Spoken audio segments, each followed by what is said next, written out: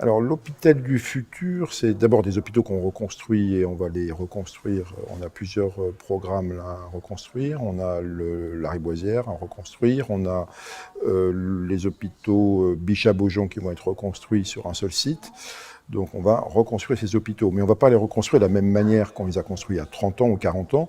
On essaie de voir comment on les reconstruit sur des hôpitaux de 2025 et donc avec un impact du numérique beaucoup plus important que ce qu'on avait évidemment construit il y a 20 ans. Pour faire cela, on a véritablement investi dans le cadre d'un appel à manifestation d'intérêt où on a travaillé, on a sollicité les industriels pour nous donner les idées.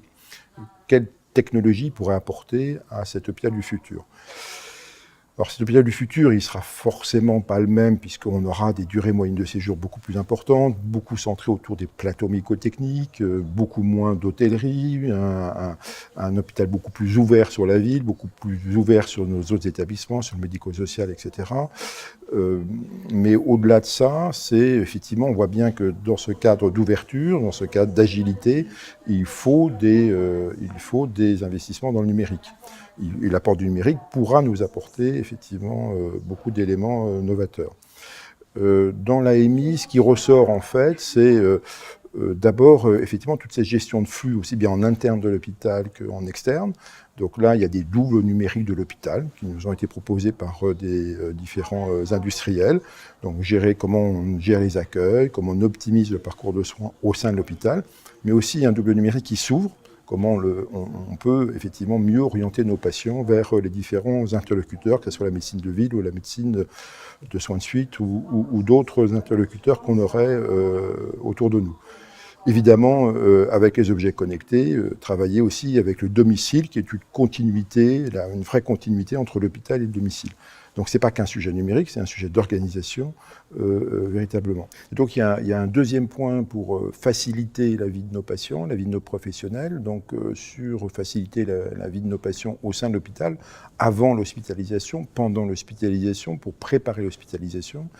Alors d'un point de vue médical, avec des lunettes virtuelles pour préparer une consultation médicale ou un acte sur lequel les gens sont peut-être angoissés en amont, donc qui puissent anticiper, préparer l'hospitalisation d'un point de vue administratif, qu'il n'y ait plus de parcours administratif au sein de l'hôpital et que tout ça soit fait en amont. La notion de paiement en ligne, la notion de rendez-vous en ligne. Donc on soit vraiment dans du dématérialisé, que les gens ne viennent plus avec leur papier administratif ou leur dossier médical papier ou leurs images. Donc dématérialiser en amont le plus possible l'ensemble du dossier médical et du dossier administratif. Donc ça, c'est vraiment la vie au sein de l'hôpital pour les patients. Deuxième point, c'est l'utilisation de nouvelles technologies pour nos professionnels.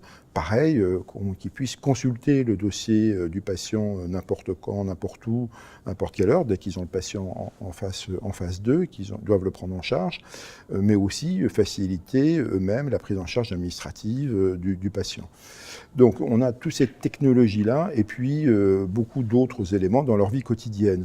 On a vu dans l'AMI, par exemple, des robots pour éviter les troubles musculo-squelettiques, de porter des choses lourdes ou des petits objets. Donc des robots qui suivraient nos professionnels, qui aideraient à porter le patient pour le passer du brancard au lit ou du lit au brancard.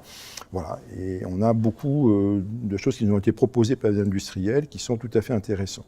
Sur l'ensemble de ces points-là, on a donné des prix, 16 lauréats la semaine dernière, et autour de ça, on va construire maintenant, le temps qu'on lance nos appels d'offres pour la construction de l'hôpital, construire des expérimentations avec les industriels, des réflexions avec eux, des groupes de travail pour pouvoir décider ce qu'on va inclure dans nos programmes de nos nouveaux hôpitaux.